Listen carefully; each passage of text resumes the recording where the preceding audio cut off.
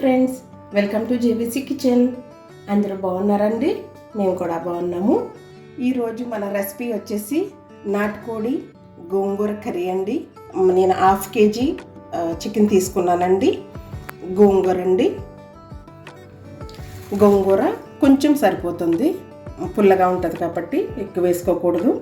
దీనికి 2 onion, 4 green chilli, పచ్చిమిరపకాయలండి, కొంచెం కరివేపాకు. ఇంతేనండి నాటుకోడి గోంగూర కూరకు కావలసిన పదార్థములు. ఈ రెసిపీని ఎలా చేయాలో చూద్దాం రండి. ముందుగా మనం స్టవ్ వెలిగించుకొని బాణీ పెట్టుకుందామండి. బాణీ వేడయిందండి. ఇప్పుడు 3 టేబుల్ స్పూన్ల వరకు ఆయిల్ వేసుకుందామండి. ఆయిల్ వేడయిందండి. మనం కట్ చేసి పెట్టుకున్న పచ్చిమిరపకాయలు వేసేసుకుందాం. కరివేపాకు కూడా కొంచెం,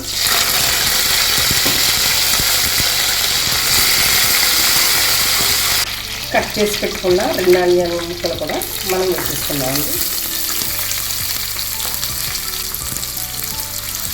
ఇలా స్లోగా మిక్స్ చేసేసుకొని కొంచెం సేపు మూత పెడతామండి.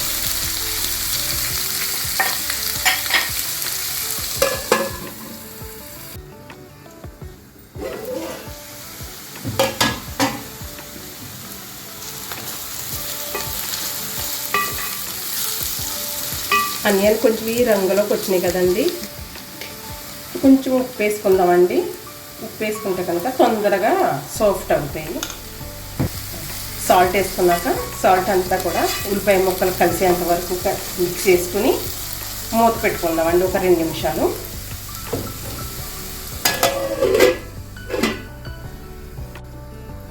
ఎంతవరకు ఫ్రై అయినాయో చూద్దామండి. చూడండి, సాల్ట్ వేసుకుంటే తొందరగా సాఫ్ట్ అయిపోయి కలర్ వచ్చేస్తాయండి. అందుకే ఇలా కలిపేసుకుని మనం ఇలా ఏగితే సరిపోతాయండి. ఎందుకంటే చికెన్లో వాటర్ వస్తుంది కాబట్టి 2 కలిపి ఉడికిపోతాయి సాఫ్ట్గాను. తర్వాత ముక్కలు కనిపించవు, ఆనియన్ ముక్కలు. ఇప్పుడు మనము కడిగి పెట్టుకున్న ఇదిగోనండి నాటుకోడి మాంసం అండి. ఇది మేము నాటుకోడి తీసుకున్నాము. ఇప్పుడు వేసేసుకుందామండి.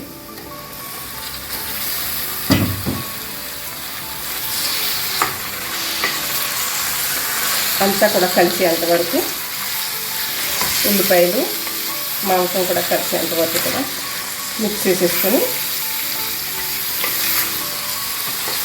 ఇప్పుడు ఇలా కొంతసేపు మూత పెడతామండి. ఈ చికెన్లో ఉన్న వాటర్ అంతా కూడా బయటకు వచ్చేస్తుంది.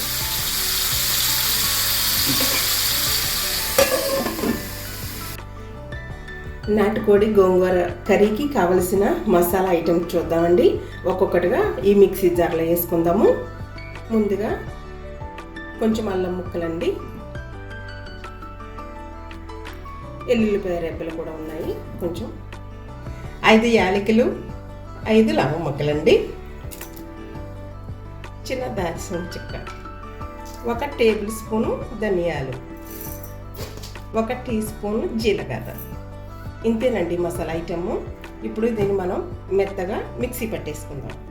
చికెన్ ఎంతవరకు అయ్యిందో చూద్దామండి. చాలా మట్టికి కూడా డ్రై అయిపోయింది. ఇప్పుడు మనం దీంట్లో వేసుకుని మసాలాలు వేసేసుకుందామండి. 1/2 స్పూన్ పసుపు వేసుకుంటున్నానండి ఫస్ట్. ఇప్పుడు కారం అండి.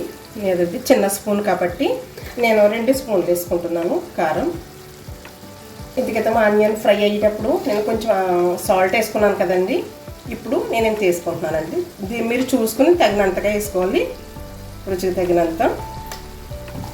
ఇప్పుడు మసాలా అంతా కూడా కలుపుకొని ఇదంతా కూడా ముక్కకు పట్టించుకోవాలి. స్లోగా మిక్స్ చేసేసుకుని, వాటర్ అంతా అయిపోయింది కదండి. ఇప్పుడు తొందరగానే అయిపోతుంది. ఈ మసాలా కొంచెం ఆయిల్లో, ఆనియన్లో ఈ చికెన్ ముక్కకి పట్టేంత వరకు కూడా ఇలా ఒక 2 నిమిషాలు మొత్తానికి అంతా చికెన్కి పట్టేంత వరకు కలిపేసుకుని ఇప్పుడు ఒక 2 నిమిషాలు మూత పెడదామండి. ఎందుకంటే ఈ కారము పసుపు అన్నీ కూడా ఆయిల్లో కనుక ఒక 2 నిమిషాల పాటు ఉంచుకుంటే అది కమ్మని వాసన వస్తుంది, లేదంటే అది పచ్చి వాసన వస్తుందండి. మూత పెట్టేసుకుంటాం ఒక 2 నిమిషాలు. 2 నిమిషాలు అయ్యిందండి. ఇప్పుడు ఎలా ఉందో చూసి మసాలా యాడ్ చేసేస్తాను. ఇదేనండి మొత్తం పసుపు కారం అంతా కూడా చక్కగా ముక్కకు పట్టింది కదండి. వాటర్ అస్సలు లేదు. ఇదంతా కూడా చికెన్లో ఆయిల్, మరి అలాగే నేను యాడ్ చేసిన ఆయిల్ కూడా పైకి వచ్చేసింది. ఇప్పుడు మనం మసాలా రెడీ చేసుకున్నాం కదండి, ఈ మసాలా అంతా కూడా వేసేసుకుందాం.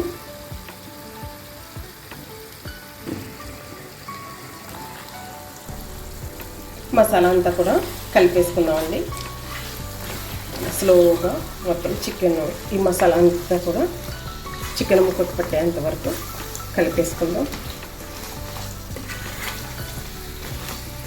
ఇలా కలుపుకున్నట్లయితే మాడిపోకుండా ఒకే సైడ్ మసాలా ఉండిపోకుండా ఆనియన్ గ్రేవీ అయ్యింది కదండి. ఇలా మిక్స్ పెట్టేసుకోవాలి మొత్తం. ఇప్పుడు ఒక్క నిమిషం మూత పెడతామండి. మసాలా కూడా ఆయిల్లో ఫ్రై అవుతుంది. కొంచెం మసాలా వేసాం కదండి, 2 నిమిషాలు అయిపోయింది. ఇదిగోనండి మసాలా అంతా కూడా ముక్కకు పట్టింది చక్కగా. మరి ఇప్పుడు ఒక్కసారి ఇలా కలిపేసుకుని మనం వాటర్ యాడ్ చేసుకుందామండి. వాటర్ యాడ్ చేసుకున్నాక ఒక 5 నిమిషాల పాటు ఉడకాలండి. ఇదిగోనండి నేను గ్లాసు నీళ్ళు పోసుకుంటున్నాను. ఒక్కసారి కలిపి చూద్దాం సరిపోతాయండి. ఇంకొంచెం వేసుకుందామండి, ఎందుకంటే ముక్క బిక్కున్నది. కొంచెం వాటర్ యాడ్ చేసుకుంటే సరిపోతుందండి. అంటే చికెన్ ముక్క కొంచెం సాఫ్ట్ అవ్వాలి కదండి, అందుకని. ఇది నాటుకోడి కదండి, అందుకని కొంచెం నీళ్ళు ఎక్కువ వేసాను నేను. అదే కనుక బాయిలర్ అయితే కనుక కొంచెం వాటర్ తక్కువైనా ఉడికిపోతుంది. ఇప్పుడు కొంచెం మూత పెట్టేసుకుందామండి. ఒక 5 నిమిషాల పాటు ఉడికిందాం.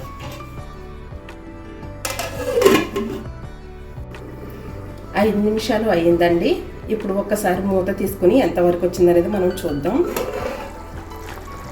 ఇదిగోనండి చాలా మటుకి చికెన్ కూడా ఉడికిపోయింది. ఇప్పుడు మనము ముందుగా నేను చూపించాను కదండి, ఈరోజు మన స్పెషల్లీ నాటుకోడి గోంగూర కూరని. మరి ఇదిగోనండి ఇంత గోంగూర అయితే సరిపోతుందండి, ఎందుకంటే అండి మరి పులుపు ఎక్కువ అయిపోతుంది. ఇలా చిన్న చిన్న ముక్కలుగా నేను కోసుకున్నానండి. ఇలా కోసుకుని వేసుకుంటే కనుక సాఫ్ట్గా అయ్యి బాగుంటుంది. ఇప్పుడు ఈ గోంగూర చిన్న ముక్కలుగా కట్ చేసుకున్నాం కదండి, చికెన్లో వేసేసుకుందాము. వేసేసుకుని మొత్తం అంతా కూడా కలిసేంత వరకు కలుపుకొని అప్పుడు కొంచెం స్లో ఫ్లేమ్ మీద ఉంచుకుంటండి. మరి నాటుకోడి కూర కదండి, ఇది కొంచెం చికెన్ గట్టిగా ఉంటుంది కాబట్టి చాలా వరకు ఉడికిపోయింది. ఇప్పుడు ఈ రెండు కలిసి కొంచెం స్లో ఫ్లేమ్ మీద పెడితే కనుక మంచిగా ఉడుకుతుంది. గోంగూర అంతా కూడా సాఫ్ట్ అవుతుంది. ఇలా ఇంకొక 5 నిమిషాల పాటు మనం మూత పెట్టుకుందామండి. అంతా కూడా మెత్తగా అయిపోయి గ్రేవీ అయిపోతుంది.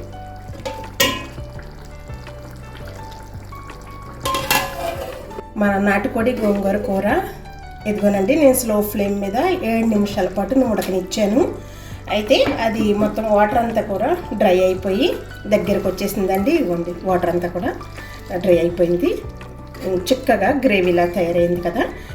నాటుకోడి గోంగూర కర్రీ ఇది ఆంధ్ర స్టైల్లో ఇలా చేసుకుంటారండి. ఇది చాలా టేస్టీగా ఉంటుంది, పుల్లి పుల్లిగా ఉంటుంది. మనం ఇప్పుడు కూడా చికెన్లో మసాలా వేసుకుని మాత్రమే చేసుకుంటాము. ఇలా కూడా ట్రై చేస్తే చాలా టేస్టీగా ఉంటుంది. అందరూ కూడా చాలా ఇష్టపడి తింటారు. ఈ రెసిపీ మీకు నచ్చినట్లయితే మన ఛానల్ని సబ్స్క్రైబ్ చేయండి, లైక్ చేయండి, కామెంట్ చేయండి. మీరు కూడా ఈ కూరని ట్రై చేసి ఎలా ఉందో మాకు తెలియచేయండి. Thanks for watching.